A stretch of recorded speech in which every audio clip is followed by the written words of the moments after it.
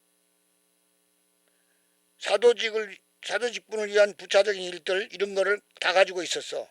사도직분을 위해서 저술, 설교, 교육, 여행, 조직, 천막 만드는 거 이런 거 다 가지고 그의 사도직은 하나님으로부터 주어진 거예요. 그 성경 구절 쭉 인용해놨는데 하나님이 부르신 거, 하나님의 뜻대로 하나님의 뜻에 의해서 사도가 된 거야. 부심을 받은 거야. 심지어는 태어나기 전에 택정함을 받았다고 갈라디아서에서 말하고 있어요. 운명적으로 태어나기 전부터 자기는 사도가 되도록 되어 있었다. 이거 참 중요해. 정체성이라는 게. 여러분 요즘 테니스 하면서 성공한 그 선수 이름을 잘 모르는데 그 사람 봐도 저 사람은 테니스학에서 태어난 사람이고 하나님이 태어나게 했구나. 그렇게 뉴스를 보면서 TV를 보면서 그렇게 생각해요. 그다음에 그 축구 선수 이거 사람 이름 잘 못해. 예? 손흥민은 그 축구학에서 태어난 사람 같아요. 그게 바로 정체성 문제, 정체성 확립이 된 거 아니에요. 바울도 선교사로 태어난 거예요. 예? 역으로 한번 생각해 보는 거예요. 역으로. 거꾸로 생각해 보는 거예요. 여러분도 그런 사람이 되길 바랍니다. 결과적으로 나는 이것 때문에 태어났다. 하나님이 나를 세상에 보낸 이유가 이런 것이 있다. 할 정도로 스스로 고백할 수 있으면 그게 행복하고 기쁜 생활이 되는 거예요. 자부심도 되는 거고. 이거 자부심과 긍지는 좋은 겁니다. 자부심 갖지 말라는 말 할 수 없어요. 자부심은 꼭 있어야 돼요. 자부심이 없으면 문제가 되는 거예요. 오히려. 자부심은 가져야 되는 거예요. 자부심이 교만하고는 달라요. 프라우드 오버하고 프라이드는 달라요. 프라이드는 남을 업신여길 수 있는 교만이 프라이드가 주는 문제예요. 그 다음에 열등감도 문제예요. 열등감은 자기를 괴롭히고 프라이드는 다른 사람을 업신여겨 다른 사람을 괴롭혀요. 분석해 보세요. 프라이드도 문제고 컴플렉스 열등감도 문제예요. 그래서 열등감도 안 갖고 프라이드 안 가질 정도의 사람 자부심이라 그래요. 자부심. 우리 인간은 자부심을 갖기 위해서 살고 있는지도 몰라요. 자부심을 가질 수 있으면 되는 거예요. 그게 성공의 요인이 되는 거예요. 자부심과 자만심도 달라. 자부심은 긍지를 가져야 돼요. 열등감 갖는 자녀가 되길 바라요. 왜 교육 받아요? 수십 년 교육받고 왜 모든 면에 열등감 안 갖고 당당하게 살 수 있는 시민의 자격을 갖도록 하기 위해서 부모가 등록금 대주고 교육받게 하는 거예요. 자부심은 필요한 거예요. 자부심. 우리 그리스도인 바울도 자부심은 가졌겠죠. 그리고 사도의 자부심을 자랑하잖아요. 사도의 권위를 떨어뜨리는 사람 앞에서 변증하고 변명하잖아요. 태어나기 전에 택정함을 받았다. 그의 회심의 순간 그리스도의 이름을 이방인 임금들 사도행전 9장 15절에 그렇게 정했어요. 바울을 하나님이 그리스도가 붙잡은 거는 그리스도의 이름을 이방인과 임금들에게 이스라엘 자손들에게 전하도록 하기 위해서이다. 다방면으로 여러 방면에서 복음 전도자로 쓰도록 예수님이 붙잡은 거거든. 사도행전 9장 15절에 나타나면 다 유명한 구절이니까 집에 찾아서 보면 돼요. 그는 회심 후 혈육과 의논하지 않았다. 혈육이 뭐예요? 인간을 말한 거 인간. 혈육이라는 말은 혈과 육, 피와 육인데 명사인데 혈육과 의논, 친척이나 동료들이나 인간들에게 의논하지 않고 먼저 사도된 자들을 만나지 않고 예루살렘에도 가지 않았어요. 그는 아라비아로 갔습니다. 왜? 기도하러 갔어요. 자기를 살펴보기 위해서 요즘 말하면 수양하기 위해서 자기를 살펴보기 위해서 갔어요. 아라비아로 갔어요. 깊은 사색과 방향 정립에 시간을 썼어요. 바울은. 이런 주체성, 깊은 사색과 방향 정립. 자기가 어떻게 살아야 될 건가, 개종한 후에 무엇을 할 건가, 어디 가서 무엇을 할 건가 깊이 생각. 그러니까 이방인들에게 복음 전도해야 된다는 사명은 철저하게 가졌기 때문에 자기는 태어나기 전에 이미 택정함을 받은 같다고 이렇게 표현했잖아요. 그래서 이방인의 사도로 부름을 받았다. 하나님의 선택, 그는 동족 구원을 애타게 원했기 때문에 이방인의 사도로 부름받은 것은 하나님의 선택이다. 그래서 하나님 선택을 거역할 수 없다. 그거예요. 이방인에 대한 선교 사명, 성경 구절 다 있어 찾아보면 돼요. 그는 예수 그리스도의 일로 갇힌다. 감옥까지 가는 거예요. 소명의식은 선교사의 정체성에서 제일 중요합니다. 제일 중요해. 내가 미국 가 있을 때 미국 교수들하고 농담하면서 우리가 한국에서 자랑할 걸 두 가지를 내세웠어요. 첫째는 한글. 세종대왕 자랑을 되게 했어요. 내가 설명을 하면서. 한글의 우수성. 그 다음에 또 하나는 웃으면서 깔깔깔 웃으면서 자랑하는 게 있는데 춘향이 자랑했어요. 성춘향 자랑했어요. 성춘향 자랑하니까 그건 보편적인 것인데 이러더라고요. 어떻게 보편적인, 내가 대꾸를 했는데 성춘향 이 얘기를 쫙 해주면 흥미있게 들어요. 미국 사람들. 자랑할 게 갑자기 머릿속에 생각나는 게 두 가지가 생각나더라고. 내가 뭘 자랑할까.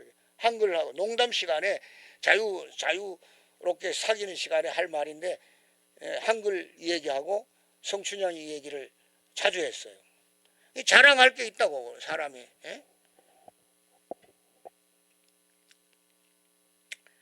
그래서 이제 소명의식은 선교사의 정체성에 제일 중요한 거다. 그거를 여러분이 기억하시기 바랍니다. 소명의식 없이 인간의 동기로 하면 안 돼요. 그거 약한 거야. 그거는 강할 수가 없어요. 그 다음에 바울은 두 번째로, 첫 번째는 뭐라 그랬어요? 제목을 중시해야 돼. 제목을. 여러분 유인물도 꼭 제목을 먼저 봐요. 소명에 대해서 확신을 가졌다. 바울의 정체성에서 제일 중요한 게 소명에 대한 확신을 가졌고, 두 번째로는 하나님의 뜻에 대한 완벽한 헌신. 소명이 있으니까 헌신이 있는 거죠.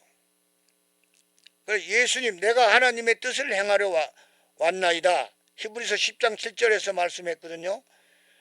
예수님이 한 말씀이에요. 내가 하나님의 뜻을 행하려 왔나이다. 히브리서 10장은요 예수님 속죄에 대해서 말해요. 짐승의 피와 그리스도의 피를 대별해 설명해요. 구약 시대 때 성소에서 드리던 양과 염소의 피를 설명하면서 그리스도의 피는 어떻게 다른가, 어떻게 속죄의 능력이 있는가를 설명하면서 영원한 제사를 드렸어요. 저도 그 히브리서 10장이 굉장히 나한테 은혜를 준 성경이에요. 근데 히브리서 10장 초반부 7절에서 예수님이 내가 하나님의 뜻을 행하러 왔나이다 그러죠. 하나님 뜻대로 사신다. 성경대로 사시고 성경대로 죽으시고 성경대로 부활하셨어요. 하나님의 뜻을 행하러 왔나이다. 다윗은 하나님의 뜻에 따라 봉사했다. 바울 역시 하나님의 뜻에 따라 봉사했다. 그러면 우리도 마찬가지로 하나님의 뜻에 따라 봉사하는 거예요. 하나님 뜻에 따라 해야만 후회가 없지. 그리스도는 결코 후회가 없어요. 물론 이런 후회는 있더라고. 젊은 시절에 더 열심히. 근데 한국에서 공부하는 사람들이 어려움이 있어요. 경제적으로 어려운 사람들은 자기가 학비를 벌어야 되잖아요. 그러면 공부하는데 방해가 돼요. 부모가 학비를 다 대주는데도 공부 안 하면 부모에 대해서 죄책감이 있을지 모르지만 하여튼 그때 자기에게 주어진 일을 잘하는 것이 뜻에 따라, 하나님의 뜻에 따라. 근데 바울은 고통이 있어요. 육체의 가시라는 게 있었어요. 자기가 무슨 병이라는 표현은 안 했지만은 육체의 가시라는 말로 표현을 했어요. 육체의 가시가 있다 그랬어요. 고통, 몸의 육체의 연약함을, 고난을 당했다고. 그 고린도후서 12장 7절 9절에서 읽어보면 잘 알 수 있어요. 읽어보시기 바랍니다. 마지막 이제 시간이 얼마 안 남았는데 성령의 능력에 대한 전적인 의존.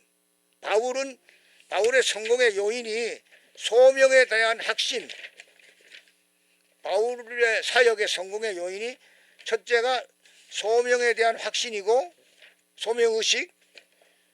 두 번째는 뭐예요? 하나님의